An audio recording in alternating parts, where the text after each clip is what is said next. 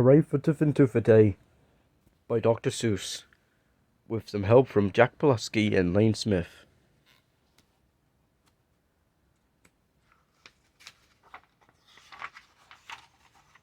Designed by Molly Leach, Alfred A. North, New York. I've always lived in Dinkerville. My friends all live here too. We go to Diffendoofer School. We're happy that we do. Our school's at the corner of Dinkerville and Dingsot. It's like any other school, but we suspect it's not. I think we're learning lots of things not taught at other schools. Our teachers are remarkable. They make up their own rules. Miss Bobble teaches listening, Miss Wobble teaches smelling, Miss Fribble teaches laughing, and Miss Squibble teaches yelling. Miss Twine teaches tying knots and neckerchiefs and noodles, and how to tell chrysanthemums from miniature poodles. Miss Vine teaches all the ways a picture may be peppered, and how to put a saddle on a lizard or leopard. My teacher is Miss Bonkers. She's as bouncy as a flea.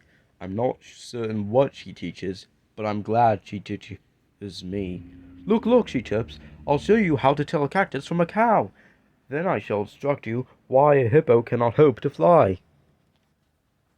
She even teaches frogs to dance and pigs to put on underpants. One day she told a duck to sing.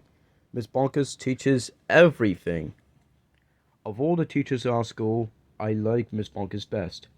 Our teachers are all different, but she's differenter than the rest. We also have a principal.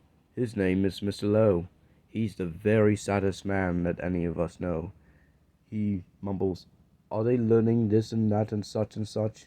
His face is as wrinkles a prune from wearing too much. He breaks a lot of pencils from pushing down too hard, and many dogs start barking as he mopes around the yard. We think he wears false eyebrows. In fact, we're sure it's so. We've heard he takes them off at night, but I guess we'll never know. But we know he likes Miss Bonkers. He treats her like a queen. He's always there to watch her when she's on a trampoline. There were many other people who make Diffendoofer run. They're utterly amazing. I love every single one. Our nurse, Miss Claude, knows what to do when we've got sniffles or the flu. One day I had a splinter, so she bandaged me from head to toe. Mr. Plunger, our custodian, has fashioned a machine, a super-duper floopadoo. It keeps the whole school clean. Our music teacher, Mrs. Fox, makes bagpipes out of straws and socks. Our art instructor, Mr. Bees, paints pictures hanging by his knees. In science class with Mr. Katz, we learn to build robot rats. In gym, we watch as Mr. Bear hoists elephants into the air. That one looks like Horton. Miss Loon is our librarian. She hides behind the shelves and often cries out, "Louder!" when we're reading to ourselves.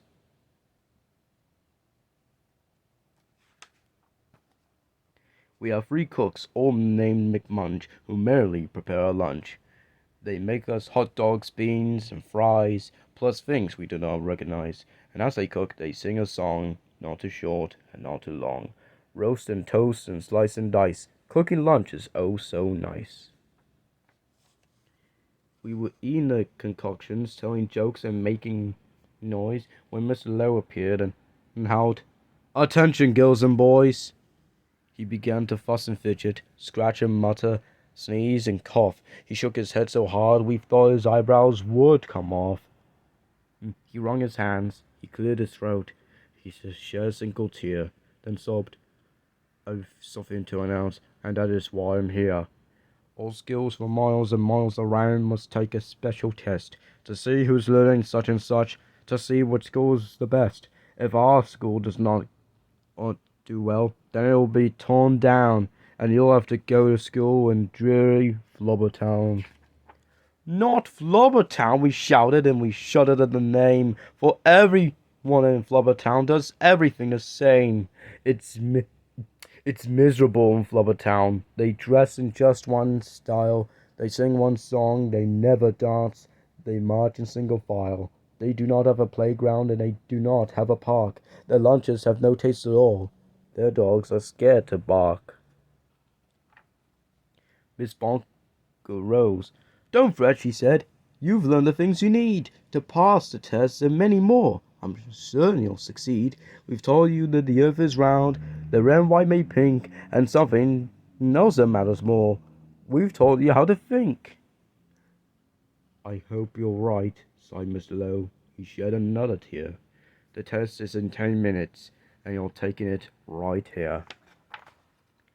We sat in shock and disbelief.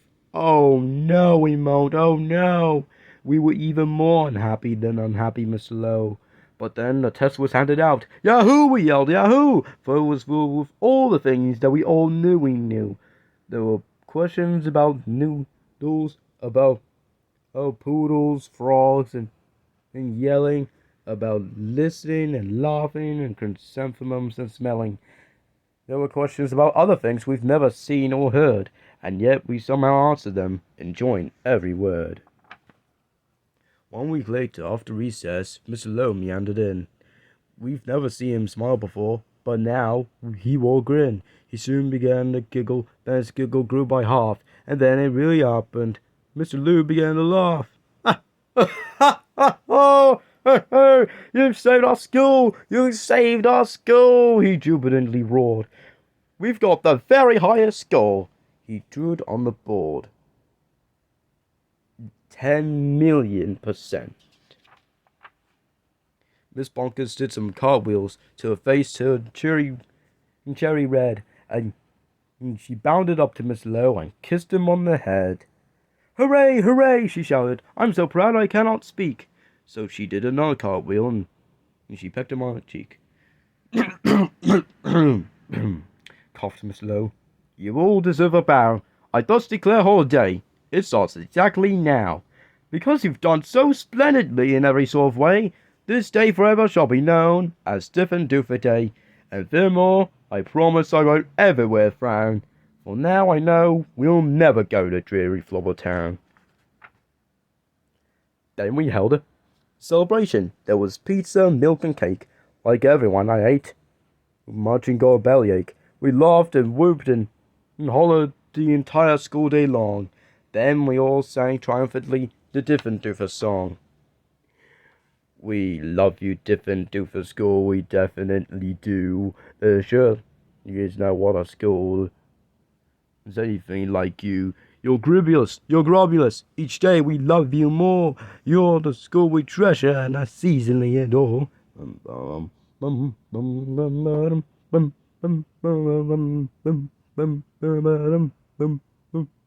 Our finest school in Dinkerville, the only one as well. We love you, Diffendoofer school, much more than we can tell. You're so Diffendoofer, it gives us joy to say, hooray for Diffendoofer school! Hooray! Hooray!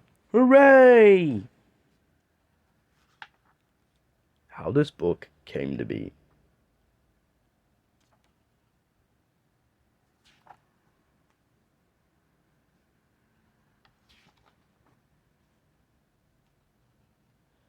Originally, Mr. Lowe was originally Mr. Ladd.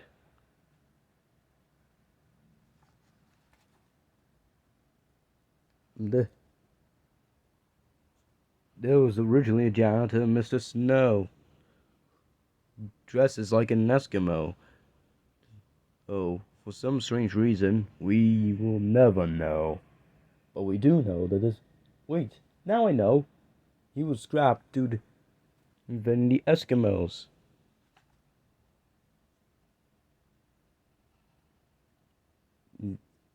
There was a custodian named Mr. Green who would spice things up real and clean with his handy vacuum back machine. And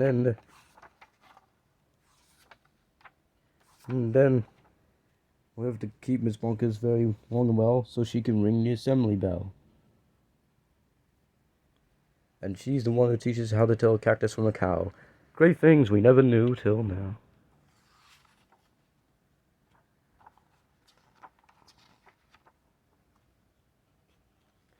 There's Originally, this is Miss Finkel teaches arithmetic, Miss Winkle teaches smelling, Miss Yonker teaches the clock to chime, clock to tick, and Miss Bonkers teaches yelling.